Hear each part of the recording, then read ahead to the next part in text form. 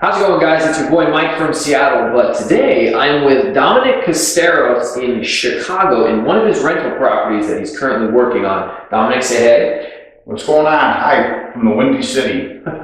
So Dominic has been taking me around all day today, showing me different rental properties, driving neighborhoods, telling me about projects he's working on. But what I want to do is introduce you guys to him. So Dominic is an investor since 1998. Here in the Chicago, Illinois, and Northwest Indiana area. He owns right now 51 rental properties? 51, in about a month there'll be 53. So he knows what he's doing. He's been doing it for 23 years. He's built himself a nice little portfolio, and just like pretty much everyone else I know, he's a regular guy. Dominic, you're a teacher, right? Yes, I am. How long have you been teaching? Oh boy, since 1992. 92? And you teach, I think you were telling me you teach geography? Social studies, geography, yeah. What age group do you teach to? High school kids. Okay. And so then, how does a high school teacher discover and become interested in the 90s, prior to the internet, in real estate investing? I had a friend I grew up with. He's older than me, and he was a night watchman at the high school in which I went to, and I knew the guy, and I heard he was into real estate. And he was just a regular guy, not a brain surgeon, just a regular guy. So I picked his brain, and I saw it was doable. It was just doable. I went on ride-alongs with him, and again, I walked with him at his job, took down notes and everything. And the first couple places where I taught, I worked with real estate investors, and trust me, I picked their brain as well. And one thing they all taught me, the one basic rule: live below your means. These were basic, average, everyday people, very unassuming. Yeah, so for those of you guys out there watching, it's always interesting when I chat with people like Dominic, because an average person can be successful in real estate investing if they live below their means. And then, as he said, he started out just assuming that if he interviewed enough people and did the research and did the work and learned about it, he too could be successful. So 1998, you buy your first property. Yes. Tell me about that first one. What was it like? $59,000 in the neighborhood in which I grew up. Yeah. So I moved out of Avenue L and then moved to Avenue J. I learned my alphabet in this neighborhood. Yeah, love the neighborhood. It's blue collar. It's what made me who I am.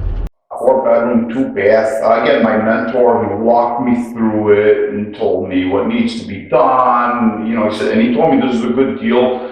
Again, this is just when the internet was in infancy stages, and he had some app. He told me you'll be paying this much, this much, this much. Here are your payments. Is what you should be getting at the end of the month. He walked me through, and I said, okay, this is a good deal. Then after that, I bought 2 houses in Northwest Indiana. Still at that time, I didn't say I was going to live there. I think I put down 10%.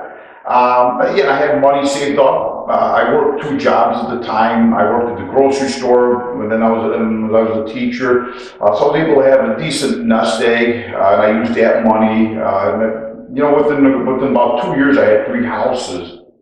The 2 in Northwest Indiana and the 1 in Chicago. So again, it's like what Dion talks about, the income snowball. It grows. So I saw that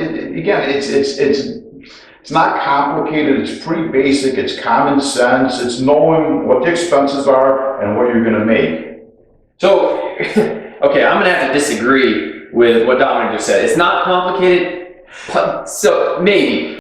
I just walked through a number of different houses, and there's going to be videos associated with this, where we walked through and you were able to look at the flooring, the bathroom, the kitchen, everything about it. To a normal investor like me, I'm walking into a foreclosed house that's covered in mold. Well, not the whole house, but there's mold in the ceiling, mold in the floor. The basement has to be ripped out. You've got to redo the floors. You're going to resurface the cabinets.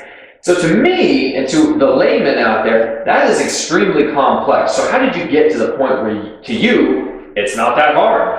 Again, you have to know the market, and you have to know what costs what. Again, like I did in the previous interview with another podcast, if this is what you want to do, if this is your passion, if this is what gets you in the morning, go to Menards, go to Home Depot, look at the flooring, look at the paint, look what a faucet is, look what a ceiling fan is. Just know this stuff, and then get bids, find network, find general handymen, okay? And again, it helps if you know some of the construction, because some of these guys, some of these contractors, they may see you a mile away and see that you're a mark, and they'll definitely take you for a ride. Right. So yeah, like right now, again, I've been doing it so long, I can look at a disasters cabinet, and I can say, okay, I know what Menards are selling these for, you know, how much it's going to cost. So yeah.